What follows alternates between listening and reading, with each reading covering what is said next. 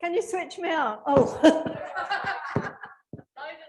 loud and clear, thank you. Well, good morning, everyone. It's nice of you to come today for this pilot meeting.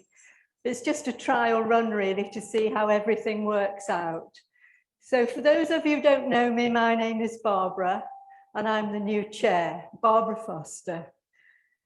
And I'd also like to thank the techno guys in the corner there who've done a great job on sorting all this equipment out. So there's John, William, Brendan, and also Keith, who isn't here today. They were here last week for hours trying to sort this equipment out. And fingers crossed, it's all working well. The committee also have been working hard to get this show on the road. So I'm not going to say very much this time, and I'd like to introduce Peter Finch from AshesToGold, who's going to give us a talk. Thank you, Peter.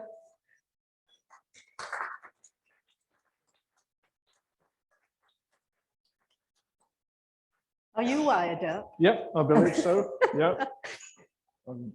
I'll come back. I'll go off that way. Thanks. Thank you, Barbara. Thank you, ladies and gentlemen, and good morning. It's lovely just to be getting back to some sense of normality, isn't it? Yes. Absolutely wonderful. And so well done, guys, for taking the step of bravery and coming out and being part of this experiment. I feel a bit like it's a bit experimental, isn't it? You know, Barbara's like the platform of, this is an experiment. I kind of like that. That's good. Thank you, Barbara. So no, welcome, and thank you so much for the privilege of being able to share the story of AshesToGold. It's a story that is deep in my heart, so I've no notes. So if it goes astray, I'm so sorry. If I go off on a tangent and you're still sitting there at 4 o'clock, I'm so sorry. I'll try not to. How long have I got, Brendan? Oh, that's a dangerous thing to say. So look, we'll get cracked in, but thank you so much. It really is a privilege, and I don't take this lightly. So thank you. Okay, I'm going to run through this, I suppose, like a story, because I think that's the best way. It's the most engaging thing is to tell stories, and so we're going to go through it like a story, and hopefully you'll enjoy it. Hopefully you'll get the heart behind AshesToGold, and hopefully maybe it will inspire you to ask more, and maybe, who knows, get involved. This is not a sales pitch. It's just sharing a story and hopefully bringing some inspiration. So thank you. I'm going to hopefully master this wee flicky ticky thing. Does it have a pointer? No? I'll point. Okay, so the story and some key dates. Who am I? First of all, very quickly, I am Peter Finch. I live in Ballymoney. I'm out near Carrat's direction. I'm a blow-in. I'm originally from Wolverhampton in England, but I married a Northern Ireland girl from Ballymoney who is just gorgeous. I fell in love with, and still in love, still enjoying the journey, and 3 kids. Married, 3 grandkids, and just enjoying life. And I am blessed to be the manager of this organisation. I've been a trustee since its inception, and so it's deep in my heart, and deep in our hearts as a team that run it and manage it. So 2004. Anybody remember 2004? Anything significant about 2004 for anybody? Maybe it was a good year? Yes, I moved to Northern Ireland. Wow, go Barbara. Yes. Northern Ireland gained, eh? Northern Ireland absolutely gained. No, brilliant. Thank you, Barbara. 2004 for me was a significant year. It was a year when I embarked on a journey of faith. I was lost and I needed help, and I embarked on a journey of faith. And it's not a preach or anything like that, but it meant that new relationships were formed. I met a couple in church called Mark and Jackie McKinney, and Val and myself just bonded to them. We just started the most amazing journey. And something was starting to unpack in our hearts that was just like, I don't know, we set each other on fire. There was something, it just brought inspiration. Val and myself were, as we journeyed, we had this heart for homeless people. So we were doing a lot of outreach in Belfast and locally with Simon Community to work with the homeless, try and understand their needs and meet some of those needs. It was purely voluntarily. We had very little resources. Mark took an interest in that and started to sow into it and started to ask questions. We both discovered we had this heart that we wanted to try and help where mental health was an issue for people, poor mental health in our communities that was leading to homelessness, that was leading to broken families. And so this bond was bringing something to life.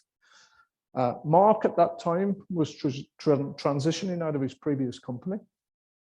And I ended up doing a little bit of work on an office in his garage. It was a little 8-foot by 10-foot office that we put some cabling in, and I fitted a small kitchen in. And so our relationship started to grow. So 2004, that was sort of the journey. So jump forward a little bit to 2006. So what has happened?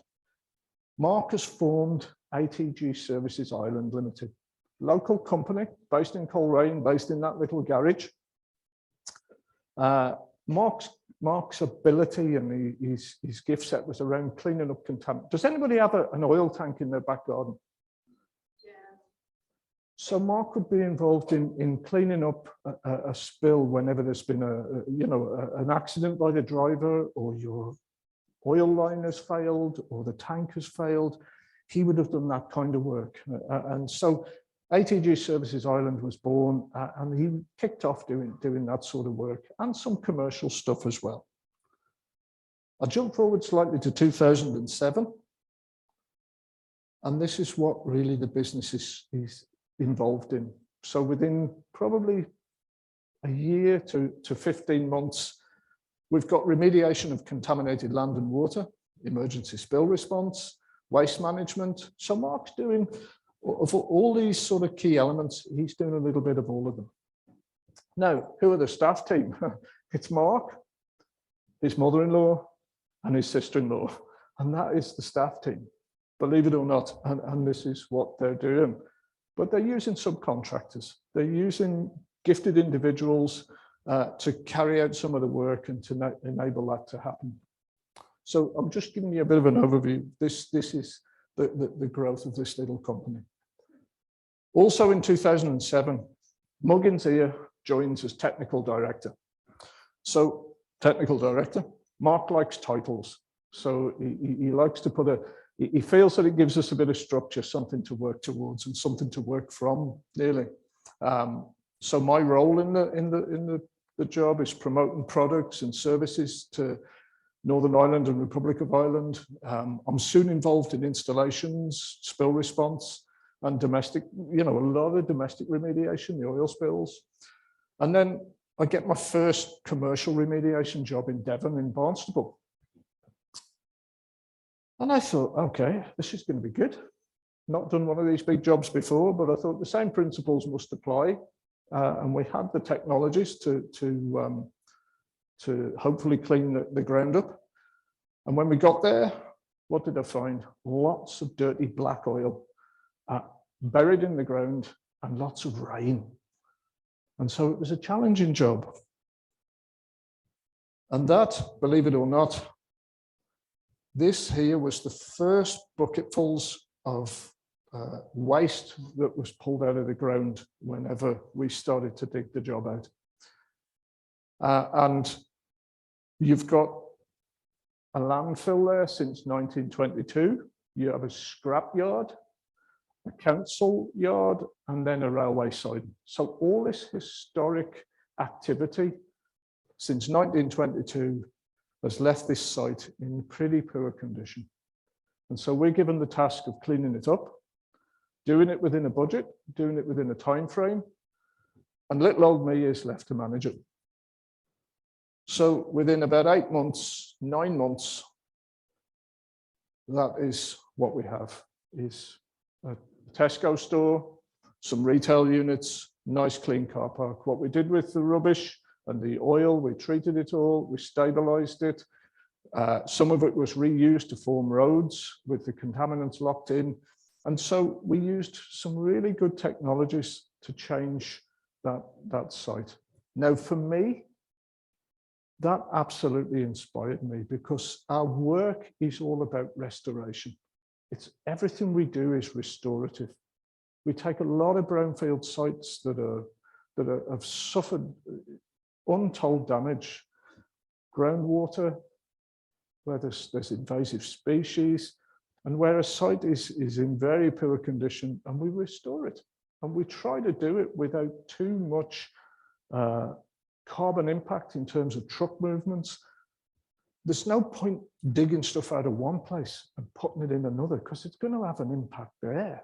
So we try to cut that down too. And I just love that ethos of trying to do something without creating a problem somewhere else. And so that was the start of my journey in terms of the bigger jobs. Our principles within ATG were to carry out all work to the best of our ability, provide good value for money, to be innovative, and to form good long-term relationships with business partners throughout the UK, that we could be in it for the long haul and share knowledge. And the one, I suppose, leading principle for me was that we would sow 10% of our profits into local good causes. And that really hit my heart. And I thought, no, I love this.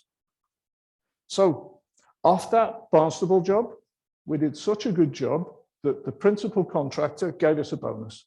So here you're looking at a photograph of Mark and Jackie.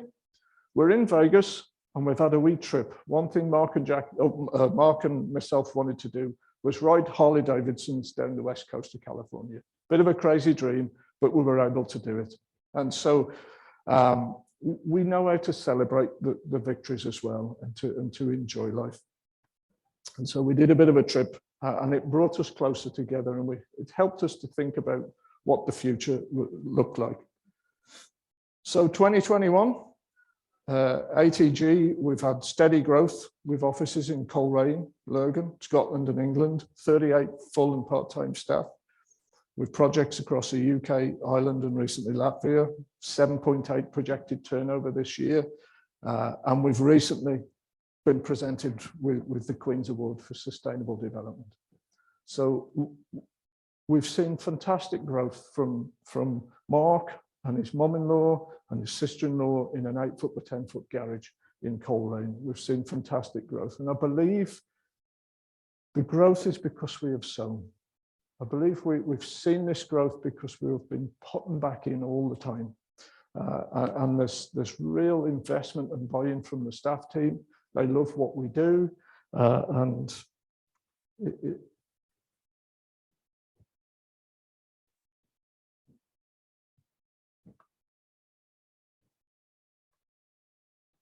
So that's us. That's the local crew. That's Mark and Jackie, son and daughter, and Muggins here on the end. And that's the core team, a couple of the lads from Scotland as well. So I'm going to jump back to 2013 now and start and put some meat on the Ashes bones. So in 2013, we saw the formation of Ashes2Gold. And how did that come about? Mark and Jackie had this real heart that they wanted to do something themselves. And we felt, do you know what? Yes, we'd love to come on board. That would be fantastic. So Ashes2Gold was born. They did the paperwork. We came on as trustees. And we didn't know what way the charity was going to go. We registered it with the Charities Commission. We weren't sure where it was going to go in terms of growth or what we were going to see come out of it. But we just wanted to help community. We wanted to help individuals and we wanted to engage with community groups. We were sowing 10% of the company profits every year and we never really saw where they went. And we thought, why can we not invest in something that we can see the tangible results? And so, as I say, Ashes2Gold was formed. And we started to support local mental health charities. just physically and whatever way we could, and organizations, if there was a way we could help move something, do something, provide a little bit of an opportunity for people to come and do some work with us as a company, we would mentor them. And so that's how I suppose the charity got off the ground. And we then, over time, acquired an outlet. Do you remember Second Chance in Society Street? Does anybody ever remember that? It was you remember that?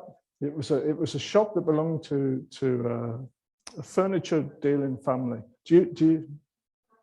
Yes, yeah, to Robert McIntosh, and so it had become a furniture restoration charity, and they were upcycling furniture, doing a bit of dealing on second-hand furniture, and it was all really to help individuals with mental health. And so there was a wee drop-in in there, and individuals who were experiencing challenges could get involved in the restoration and the upcycling, and it just gave them a sense of purpose. We also had some emergency food, and it was not officially a drop-in, but it became just every day someone would come and spend time, maybe hours, and it was just to give them belonging, give them a sense of community.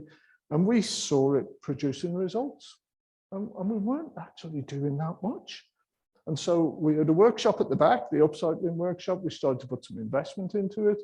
We got some better equipment. And so we saw some key relationships with the Northern Health Trust and with some different organizations starting to form. And so we were, all of a sudden, we had a platform. All of a sudden, we had something that was functioning and operational and helping lives. And so it was, you know, we were seeing long-term unemployed coming maybe a day a week, 2 days a week, individuals with learning disabilities and mental health challenges. And we were also helping some young people who were experiencing a journey through the criminal justice system in trying to get their feet back on the straight path again.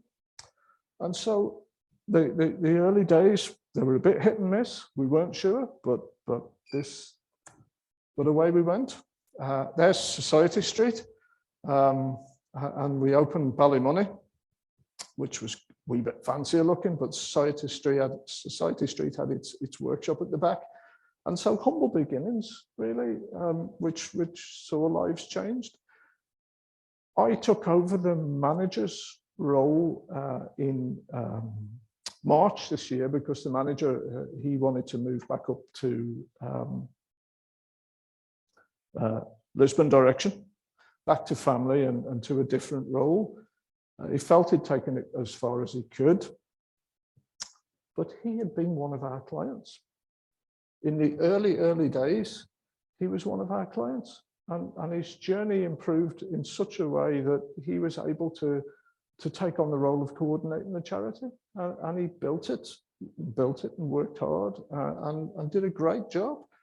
And that was from these humble beginnings. And so we were seeing really, really good impact. That was an early flyer. So this is the kind of work that would be done in the workshop, is we would turn this into this. And it created a great interest. And for someone who's experiencing learning difficulties or experiencing long-term unemployment and lack of confidence, and they were hitting those dark corners, to come in and to see that transformation and be involved in it and learn new skills was really inspirational. And so we were getting good feedback. People were pleased with the product. And so the early days were impactful. Now I'm going to quickly jump forward now, because I'm conscious of time. I know I've got as long as I want, but I don't want to send you to sleep. Is everybody okay? Good. You can hear me all right? Good. Thank you. So we jump forward 2021. So Ashes to Gold now. We have 5 projects on 4 sites. We have the Grow project. Anybody interested in gardening? Okay. Do you find it therapeutic? Good. I do. I'm not a great gardener, but I do find that it just helps me to be outside. It helps me to be I built my wife I had a TIA on Christmas morning 2019, and it really knocked my confidence. I suffered a lot of anxiety in the preceding months, and so I didn't go back to work for a while, just stepping back into work, and then the pandemic hit. So we were at home, I was furloughed, and I was able to do a lot of walking and a lot of building up of confidence again and strength after the TIA. And what my wife and I did was get involved in our Grow project. And so every week we went down a full day a week and volunteered, and we harvested tomatoes and strawberries and picked weeds.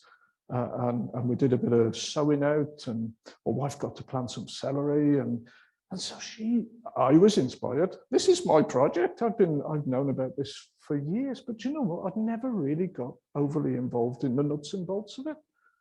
So I got involved, and my wife got involved, and it was absolutely therapeutic for us. And it really, really helped me to my confidence and I suppose my well-being increased greatly just by being involved in that environment and working with plants. And so now I see a great depth in that. It is fantastic. So we have the Oasis project, we have the Ashes to Gold bakery, the Restore project, and just recently Moorbrook fishery. I brought Alan up. Alan's smiling away there, so he's happy enough at the minute. I'll maybe get me fee, all right, you know. Only joking. I brought Alan up, and Dave Eastwood. Dave's not here, no. You must show him this video because I'm going to give him some startling facts about the environment. But anyway, brought them up, and they were very inspired. Were you inspired, Alan? Good, good. So that's our 5 projects over 4 sites. I'm going to talk through each one and give you a bit of I suppose, an overview of each one. The Grow project, which is our horticultural project based in McCoskin. So as you head up the Limavady Road towards Limavady, on the left-hand side after you've passed Ivan Wilson's, there is you'll see maybe the polytunnels through the hedges there. So that's our Grow project, 375 square metre climate controlled polytunnel with raised beds. We've got a lovely teaching area that we can COVID safely seat people around, and everybody can sort of engage up to 8 people can engage in the activities in that area. 700 square metre orchard with apples, plums and pears. And we've not just gone for our bog standard apples. We've got some of the old Irish breeds that have gone off the shelves because they're not the right shape, or they're not the right colour, or they don't come out at the right time, or they don't keep well. But that's what we've gone for, and they're beautiful. The cookers and the eaters, and we've got apples really that we're able to harvest probably from August through to November, as long as we can keep the wasps away. The wasps have devoured them this year, but and our plums are coming on with some damsons, and hopefully we'll see some pears in the next year or 2. We have 150 square metre soft fruit area with josterberries, blackcurrants. Does anybody know what a josterberry is? It's a hybrid between, and I get hopefully a good gardener, if there's anybody in here with the right knowledge, it's a hybrid between a blackcurrant and a gooseberry. Am I right? Does anybody know? They're beautiful. Absolutely beautiful, with loganberries, raspberries, and I love harvesting the soft fruit because you just eat as much as you can. We've an allotment area. We were able to. The Honourable the Irish Society gave us £5,000 there last year, and we were able to form an allotment area which has some raised beds for wheelchair access. And it used to put a space which the farm sheds that were there was formerly a turkey. It operated as a turkey farm. So they must have shoveled all the dung out the back into this area. So the soil is super fertile. With the help from the Honourable the Irish Society, we were able to form this 400 square metre allotments. And the stuff's growing like mad. absolutely brilliant. For our clients, that is an inspiration. Pumpkins, potatoes, rhubarb, you name it, it's just absolutely fantastic. The site itself has a 9-acre mindfulness walk, which takes us down to the river, down to the Mukoskin River. So again, very, very therapeutic, very helpful if you're needing just some time, just to let everything settle. People seem to find it, it just does that. It just settles things in your heart and your mind, and you move away from the traffic noise and you head down to the peace and the quiet of the birds and even the trees rustling and then the river flowing. It is absolutely inspirational. We have a garden pond stocked with carp, hungry carp. So we know Mark had the clever idea of getting a bag of food and Jollies were doing an offer. So we managed to get buckets for bargain price. And so we now have this lovely pond and you chuck in some food and the carp come up and feed. So again, for people with learning difficulties, you can imagine, so inspirational, so exciting. And so we're seeing life change. We're seeing people, we've 6 individuals from Mount Fern from the Day Opportunities Programme, and they would come up and be involved and do some horticultural activities, and they are absolutely loving it. Now we're going to have to bring their session to an end because it's getting so cold, and so you know for the couple of guys in wheelchairs, and it is so hard for them to get for us to be sure that they're safe when the weather gets cold and gets inclement. So we'll take a bit of a rest, but they come up and they are so inspired by the activities and by the pond and things that we take for granted. You know, it just really lifts their hearts. And that we have a beehive, and we're Brett, our gardener, who you'll see in a minute, is in the process of creating as many wildflower meadows as we can. We have lots of buddleia bushes and the butterflies and the bees now through sort of July and August. It is unbelievable. There was one day I walked down and the buddleia bush, I looked at it and I thought, what's that? It just looks strange. And it was butterflies. There were so many butterflies on this buddleia bush. It was just like, what? Oh my word. And I'm standing there in absolute amazement. And there's a bed of sunflowers and the bees, each sunflower head sitting with maybe 6 or 7 bees, and just so inspirational. So let's have some. So this is our main growing area. You see the polytunnels, the soft fruit area. We've got some beans and peas, sweet corn in these tires. This is strawberry patches, rhubarb. These strawberries here grow like tennis balls. Beautiful, absolutely gorgeous. And the lads just recently, the Mount Fern lads, have taken all, this is done in gravel.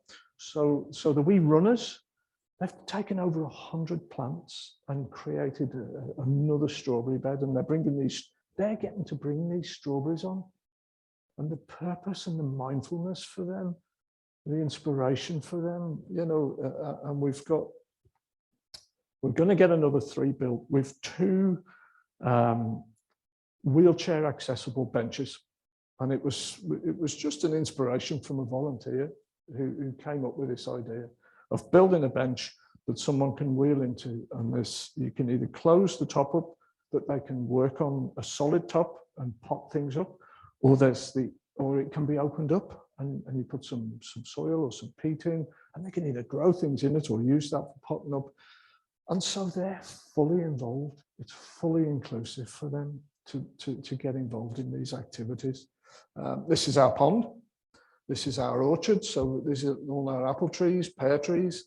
And so you can see the walks down to the pond. And then we have our lost garden, which is like a sort of with loads of invertebrates. There's frogs, there's everything going on down there. And it's just so peaceful. That's the mindfulness walk. You can see it meandering down with a little barbecue hut at the bottom there where people can just take some time out. It's there for counselling, whatever people would need it for. And then the pathway at the bottom would take you down into the river. and you really cannot hear a thing other than birds and water. And it is absolutely beautiful. And so we're very, very blessed to have that at the stage it's at by this stage in life. We're hoping now, we're hoping to get some funding to bring this path wheelchair accessible all the way up this side so that it loops you right round. So that's hopefully the next step that we can do. But we have this all planted out with a variety of seasonal plants that are going to bring us both colour, are going to bring pollination, are going to bring the butterflies, the bees. Our beehive is down at the bottom here near the corner, and the bees are actually, they're in the. We saw the increase in the polytunnel. That's 15,000 bees in this little box. And we see the increase in the polytunnel from day one. You know, it's just like, wow, that is incredible. Nature is incredible. And so that is our pond. Now, it looks slightly different to this now because we've a lot of planting done around it. Some people, a guy was renovating his garden, and he'd said to Brett, our gardener, I don't know if you want any of these plants. If you want them, come and do it. It's just I'm putting them all in the skip. They're all going in the skip. It's all this soil. And these lilies came out of it, and they've been absolutely fantastic.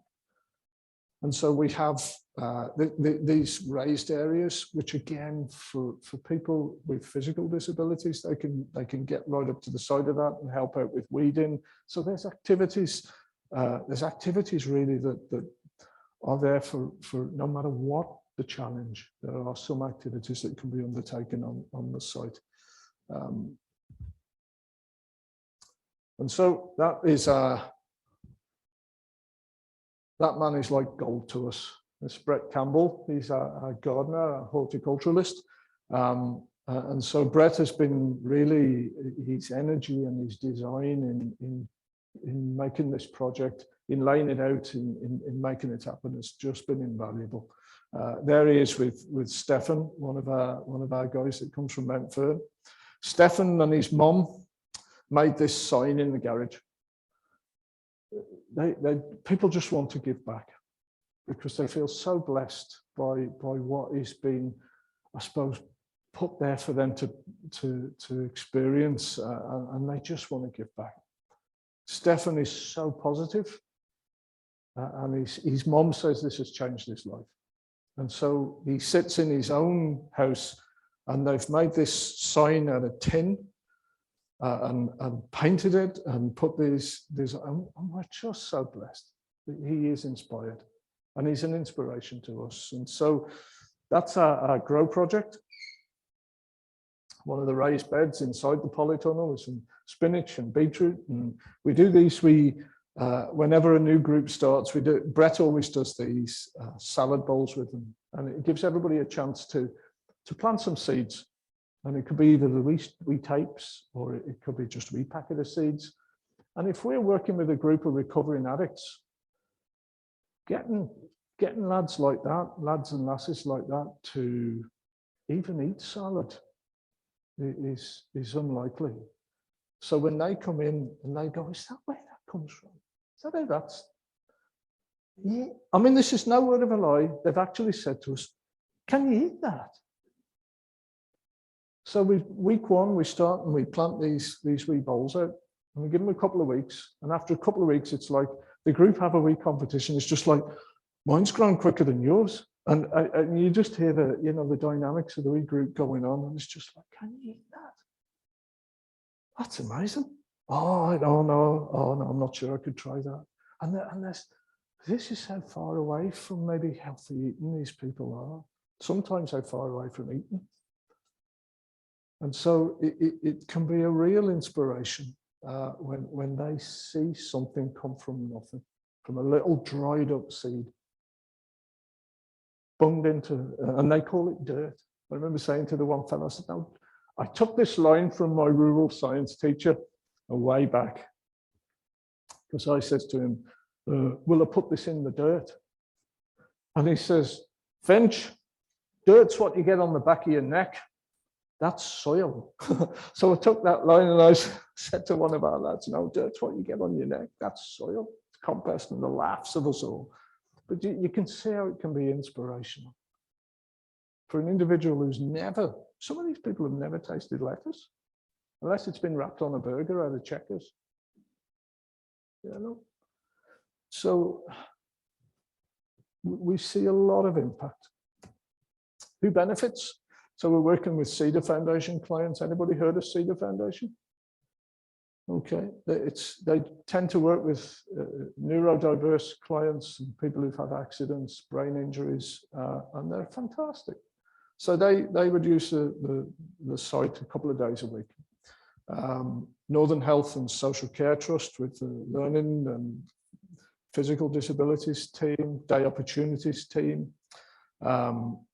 We work with the Armed Forces veterans. We run a course called, we're a hub garden for the Defence Garden Scheme, which was a nature-based therapy course set up by a lady called Sally Coulthard.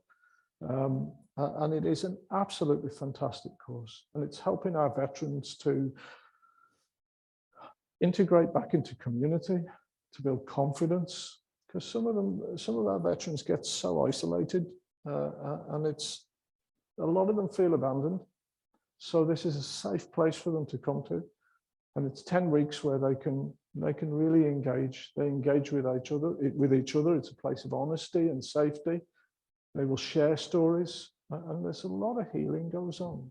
And so then, following on from the Defence Garden Scheme, we'll always invite them to come back and volunteer, or we'll signpost them, or not signpost them, I don't like that word, maybe connect them with other projects that can continue that journey for them.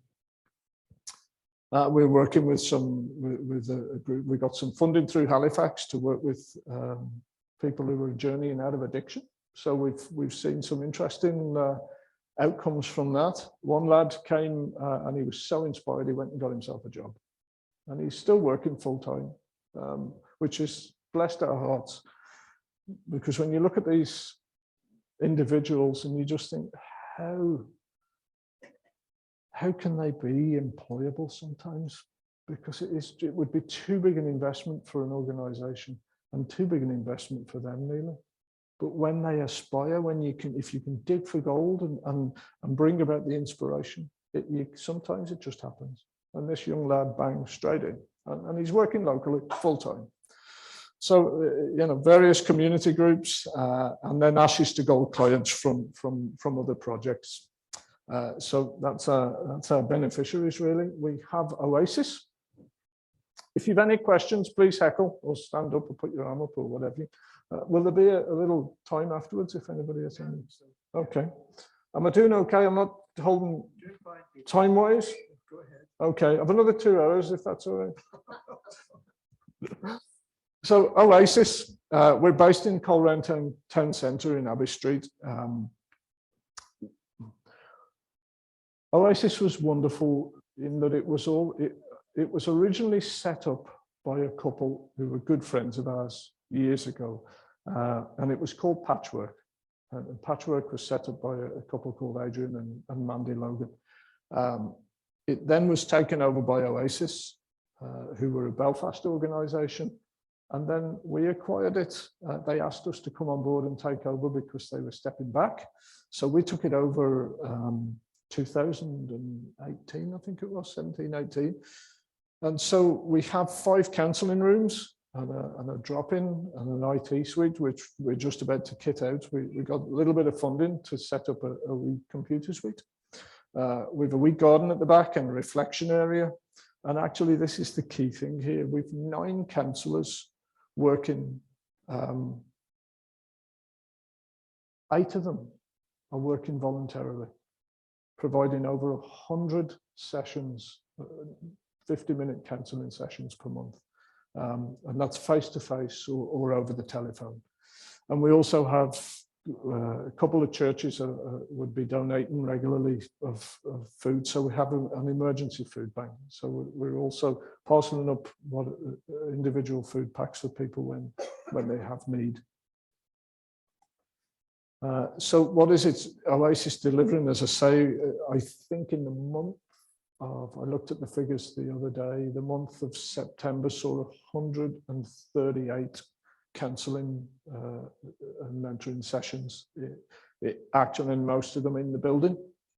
We're doing 3 drop-in sessions per week, and we would try to, sometimes drop-ins can become a place where people just come and have a cup of tea and they talk about the weather, or they, you know, which is fine. We need that community. We all need that sense of community. You guys are all in. I'm sure you all have friends, and being a part of this organization is absolutely wonderful. You can connect, and you know, the connectivity is so simple. We have our mobile phones, and so we can text and WhatsApp and whatnot. But you know, there's still an awful lot of people who don't have a lot of connections and don't have a big friend base.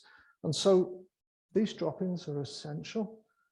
And we determined that we would make them fruitful by maybe looking at, you know, certain subjects, certain topics, like prescription meds. Prescription meds are a massive problem in our community now. And not just for people we may stereotype as being, you know, down and out. They're a problem for the up and outs. They're a problem for many of us in community. So we look at topics such as prescription meds, keeping active and managing stress, budgeting and scam awareness. Scams out there now are horrendous. And so we look at subjects that are really going to bring some help. And obviously we try to help and link up with other service provision out there. We would try to hold as a minimum 5 or 6 specific therapy or activity courses through the year. And again, we're delivering the emergency food parcels. People might just drop in. We keep a little bit of resource down there where people maybe have got caught with a bill or something like that. And so it's just, we don't ever want to look like another agency. I want it to be a place where people just come and be themselves and sense a real genuine heart to help them. That's we had a council or the drop-in room. That photograph makes it look quite narrow. It can suitably hold probably about 12 people. With COVID, obviously, we had to reduce that, and we had to stop a lot of the services through the pandemic, through the lockdown. But we're back up and running, and we've got good numbers at the minute now for the drop-ins. Actually, our Wednesday drop-in, it's led by a young lad who had a heart to help people who've been working with people who'd taken their life. So if there was a family member who'd taken his or her life, this lad wanted to work with the remaining family and try to help them. So we've set up this Wednesday drop-in now, and he's really reaching out to sectors of the community that are so isolated and are holding back, so broken and hurting. And he's got a group of them up fishing this morning. So he's took them out fishing. They've never fished before, and he's got them up at our Moorbrook facility, which I'll talk about shortly, and they're going to get rods, they're going to get bait, they're going to get rod licenses, and they're going to get some tuition. So a bit of inspiration for them, and hopefully get them out into the great outdoors. There's a wee group there doing a bit of, in one of our wee courses now, we had a chocolatier came in, and so they're making chocolates. And again, just the sense of community is the biggest impact for people, and a sense of being able to do something that they never thought they could do.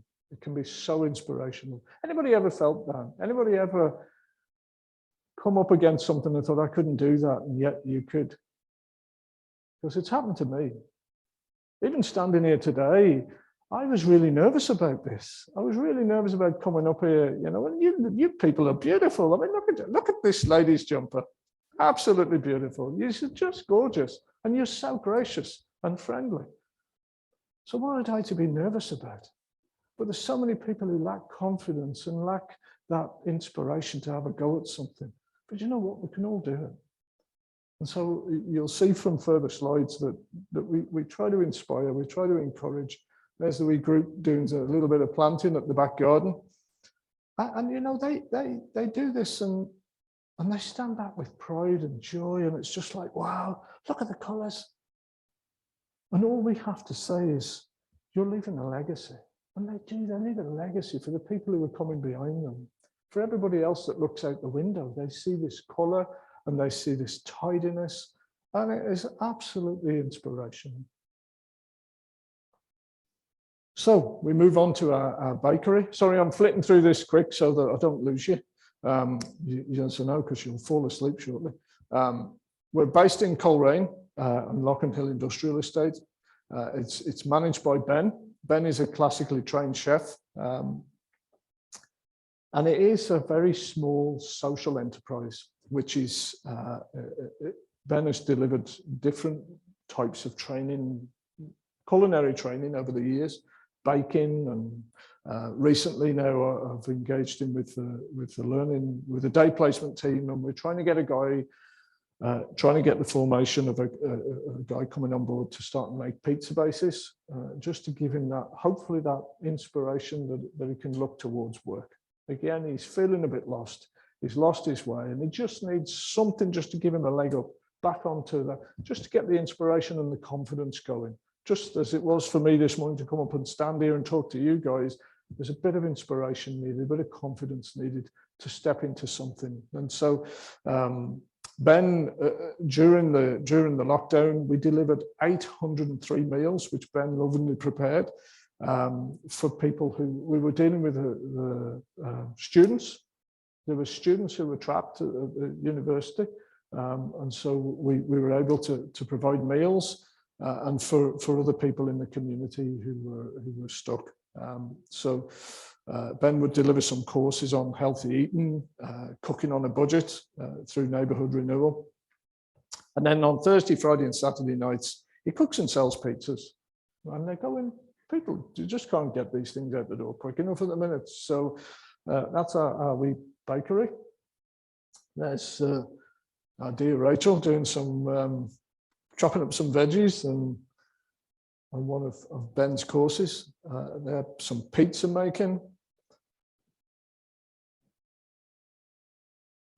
And so these type of activities, a lot of these people have never done this. Literally, there are people in our community who have never cooked a meal. Maybe quite often what they're doing is heading to the chip shops. They're buying expensive food that's not healthy. And so just by, I know obviously, Ben's pizzas are probably the most healthiest because of the ingredients that he uses, but we try to promote healthy eating. We try to inspire people that they can do this, that there's a better way of doing life, that is more beneficial for you, it's more cost effective, and actually there's real purpose in it. So that's, you know, that again, I would love to expand this. I really, because I think it is such an essential thing in our community, is encouraging especially our young people to cook rather than buy in. There's so much convenience out there now. Have you seen all this like macadamias and apples, pre-made food that all you do is 35 minutes in the oven? A lot of it is microwavable. Is anybody a good cook in here? Don't be shy. Put your hand up if you can really cook. What a skill. My wife bakes and cooks, and I can cook a wee bit too. And do you know, when you prepare a healthy meal for yourself, it's just fantastic. It's especially when you've grown the veg. You know, it's a ground to table process, and it's so rewarding. And there's a lot of people in our community who've just no idea that you can do this and aren't inspired to do it. And so by doing these wee courses, it opens their eyes. A young fella asked me one day, where does ham come from? For chicken's chicken, and like a pig is like pork, and a cow's beef. Where does ham come from? And I thought, oh my word, is this real? But that was where this guy was at. He just didn't know. And people just have a real lack of understanding of what stuff is and what can be done. And so we find again these courses are inspirational. Okay, restore, right. Remember seeing the little second chance outlets that were on previous slides. Eventually, we moved the workshop up to McCoskey, to the same site as the Grow project, and we rebranded it Restore. And so we now have a purpose-built workshop with woodworking equipment, 168 square meters with radial arm saws and sanders and planers, with a dust extraction system. It's fully wheelchair accessible, and we have a spray booth, a great big ginormous compressor and guns and hoses and all the PPE. And there's a small office as well. Now, we had to close it because of COVID, the way things were working, and it had sort of lost its way a wee bit. So I would love to see this project restored and back up on its feet. I'm not fully sure yet what it looks like, but I suppose in our hearts, we would love to see somebody with that heart to help lives and who have a woodworking gift in them and skills and experience to maybe pick it up. So at some point in the not too distant future, we will probably advertise for a role, or we'll certainly put it out there that we would love to see it back on its feet. So listen, keep it in your thoughts, guys, ladies and gentlemen. If there's anybody you know who you feel that would fit that bill, what did it do? Well, we did some upcycling of customer furniture. We were doing kitchen renovations where we would take all the doors from a customer's kitchen, rub them down and spray them. We would also then go to the customer's kitchen and coat up all the other parts that needed painted. And people were getting a lovely kitchen renovation for about maybe £1,500 or £1,200, depending on the size of the kitchen. And so you were taking many a kitchen with solid wood doors were just being ripped up, lashed in a skip. It's just like, these things could be done up. It's a fresh coat of paint and leaves the whole thing bright and breezy. We would have had various courses, upcycling furniture courses. We would have had clients doing some Christmas decorations, or maybe making a bird box. And we would have worked with the probation board and also the NRC, and we would, carried out the basic joinery tuition as well with young fellas and lasses. And so there was a lot going on, which we miss. We miss that activity. We feel we probably could be doing it again now. Me as a manager feel now that I could probably bring it back to life and start and get things moving again. So I would be really appreciative of your thoughts on that. So the final project is Moorbrook, which we've recently, the parent company ATG Group, which are ATG Services Ireland, which I talked about earlier on, have purchased the site. And as a charity, I have been able to lease it from ATG. So I have a 17-acre fishery. Of the 17 acres, 9 lakes are stocked with carp and perch, roach and golden orf. There's 6 acres of outdoor space, and there's a 2-story house with 5 bedrooms, 2 ensuite, and lots of community space. And there's also a coffee shop which we've just renovated. Now the coffee shop doesn't belong to me; it belongs to the parent group, and Mark and Jackie, and I fitted the kitchens. We've all mucked in to get it up and running. And has anybody been to Moorbrook recently? Okay, well, it's up and running, and you're more than welcome. Yes, it was closed for a long time. It was closed for a long time there, but as I say, we've done it all up, and you can get a light lunch and some lovely coffee with stunning views. So, so the lakes, the idea It is a fishery. It was a functioning fishery, but it wasn't able to sustain itself for the previous owners. There's just not enough income from fishing to be able to make it viable. It's a beautiful place for a walk or for a coffee, but incredible for fishing. And Mark and myself would have done a bit of fishing. And so we would have been up there. I'm not a good fisherman. Do you know what I love about fishing? Just sitting there in the peace. I don't care if I catch anything. If I catch 2 fish, great. If I catch no fish, great. It's just the peace. Time to think, time to reflect. A little bit of community too, you know. So, but it is a beautiful place to do that. You can just imagine sitting on a deck chair, your wee flask of water or whatever you have with you, watching you float, just sitting there. The peace is incredible. And so Mark and me myself used to talk about it, you know, it was a beautiful place, and we never, ever imagined that we would own it. And here we find ourselves, it comes on offer. And a few years ago, we brought a little flat in Causeway. Heaven knows why we bought it, because we didn't need it. I didn't need the hassle of looking after it, but we bought it. We brought it at £31,000, and we rented it out for a few years. And last year, I suppose with me having the stroke or the TIA, I was trying to offload some things, and I said, Mark, would we sell the wee flat? And he says, aye, well, sure, why not, Pete? Look, it's a bit of a pain, isn't it? And I said, aye, it is. I could do with getting rid of it off the books, you know. So we put it on the market, and the estate agent, he says, look, you'll probably get about 40,000 for it. And I said, look, I'm not really that bothered. It's looked after itself. You know, we've had some good tenants. The flat's in good order. I don't mind, whatever. So we put it on the market anyway, and in the end, it went for the best part of £60,000. And that was our down payment for Moorbrook.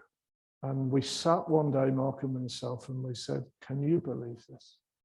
That this place that we just love, and here it is. It's now ours. It's now ours to use. And so it's not for fishermen.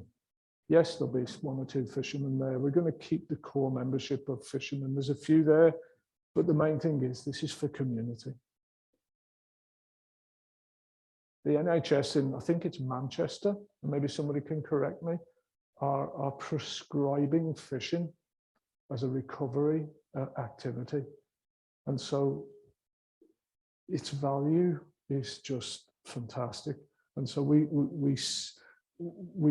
see this as an opportunity to further change lives and really complement what the charity is doing, what it's about. As I say, we have this 5-bedroom house. It needs a bit of TLC, so we're looking for some funding, and we're going to need some help to manage it and run it. So there's the site, 17 acres.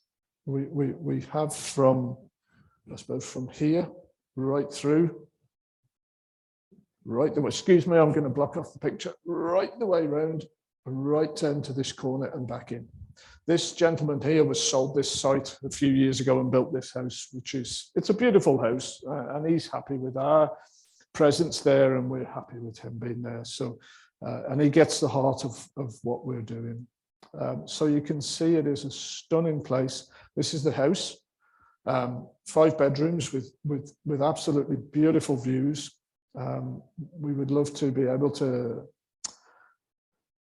I suppose our heart is to make it fully accessible. So we'd love a sensory room in there for people who are journeying autism, people who might never be able to know what it feels like to hold or touch a fish, but can sense it in a wall. It works for them. We have an autism group come up to the Grow project, and there is a young lady that stands, and she just stands with her hands on the plants for about 40 minutes, and she's just touching them. And for her, that's her safe space. I don't know how it works. I don't fully understand it. And so for us, we want to make this place fully inclusive and make it a place where our veterans can come and fish and maybe have an overnight stay. We're looking at our acute services staff, people who've been on the COVID front line right through last year and maybe still there and they're not getting a break. How valued are they?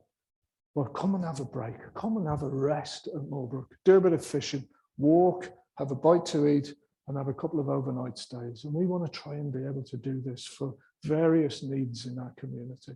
So it's not for us. Yes, I'm going to enjoy fishing there, free, but it's about groups. As I say, with that Wednesday group are up this morning now. And what a beautiful day for it. I don't think it's to be too windy. It's bright. It's the most beautiful spot.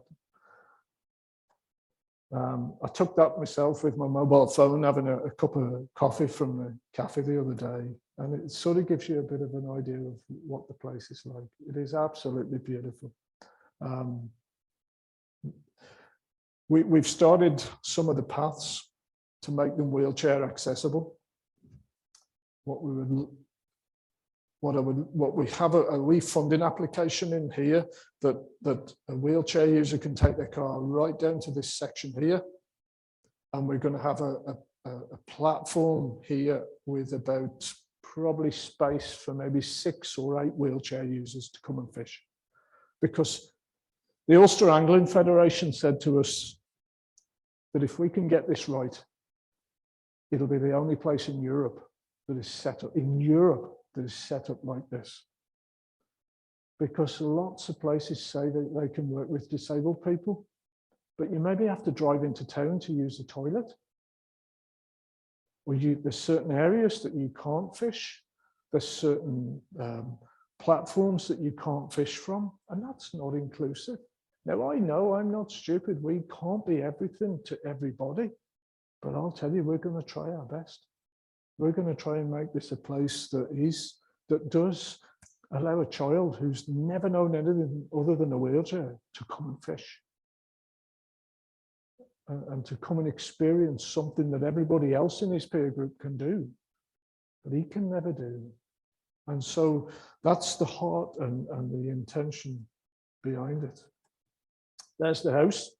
We've taken all the ivy down because it was just blocking off windows and all sorts. And all of this is all a lot cleaner and tidier now, but it's a super house. There's room to do a bit of classwork. We want a wet room. We want a couple of disabled access bedrooms in there, a room for carers. Whether we'll put a manager in there, I don't know, but we've not yet fully grasped how it's going to look. But the idea is that we will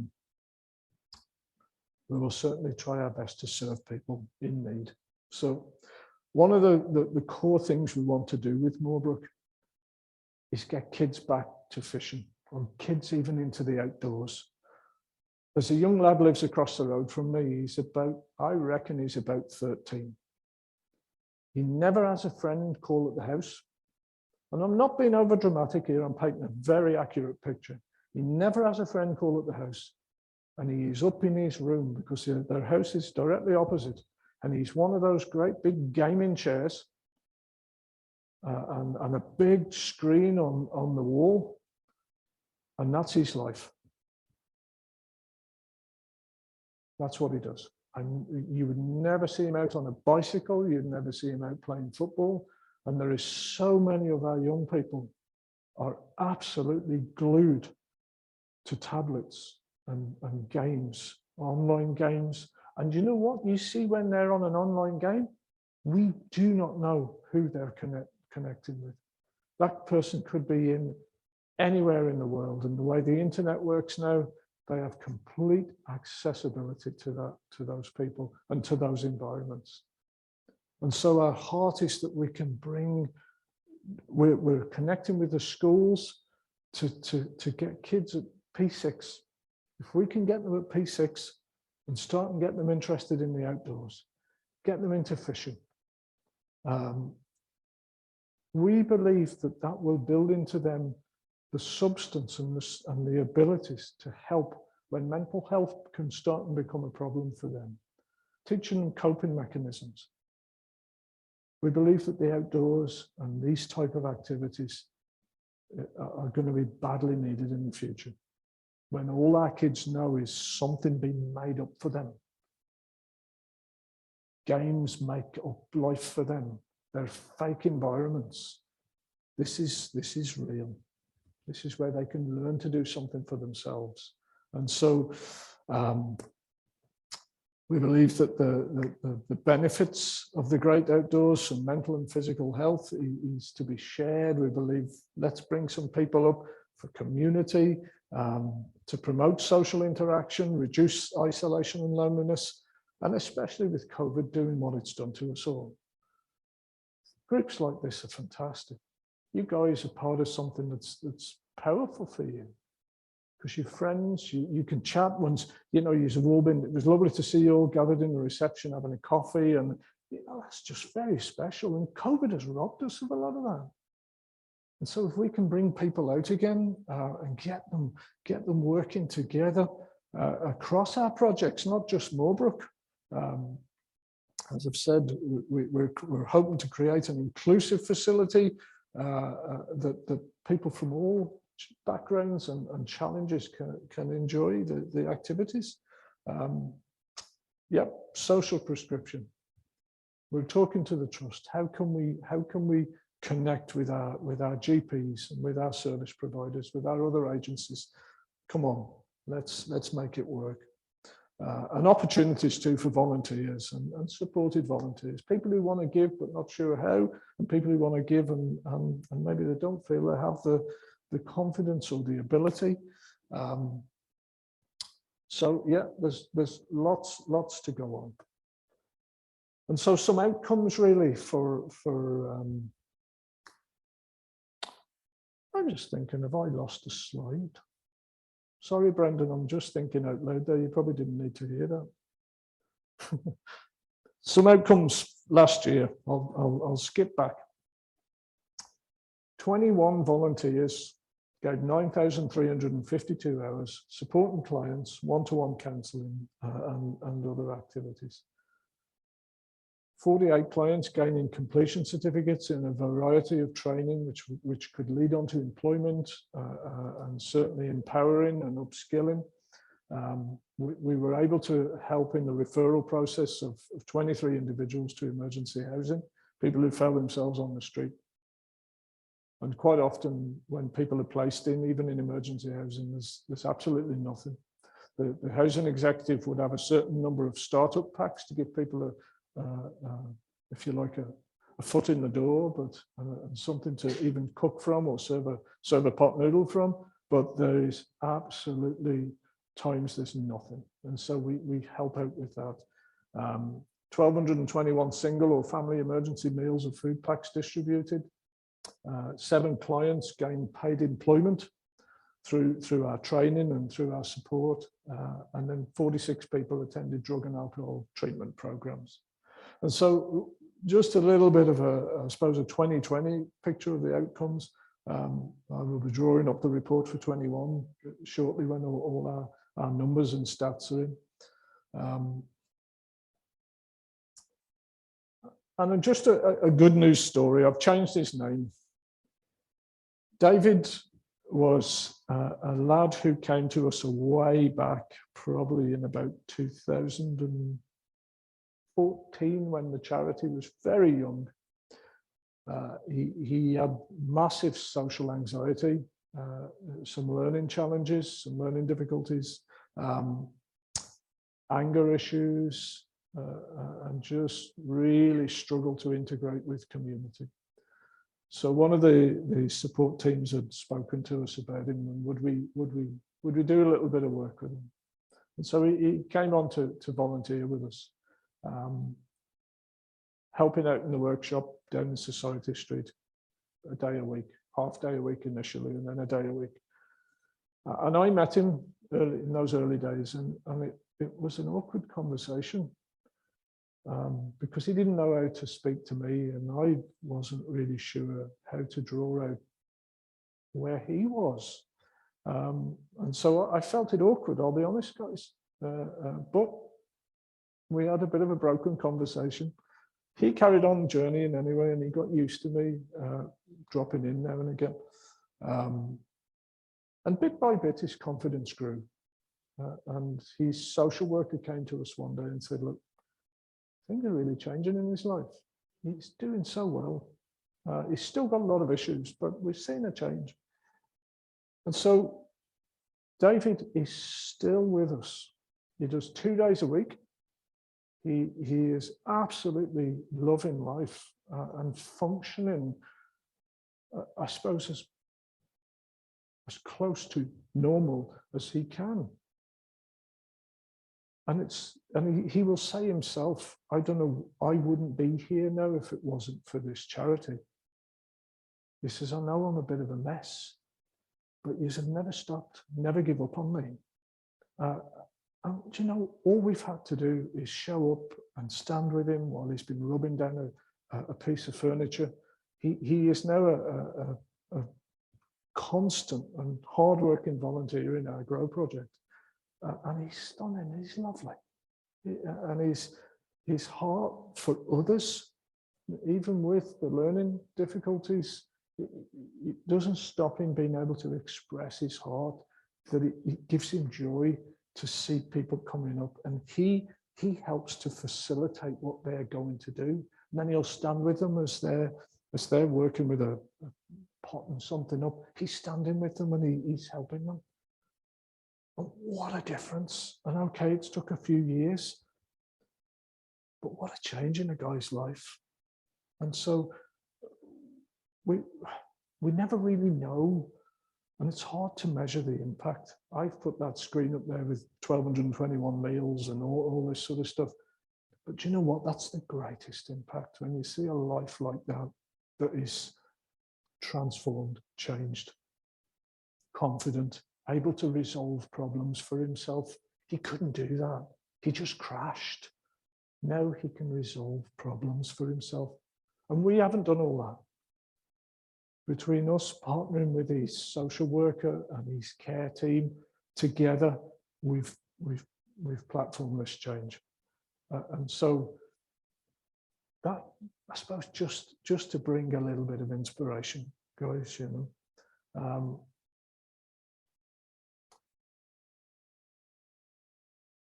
Thank you.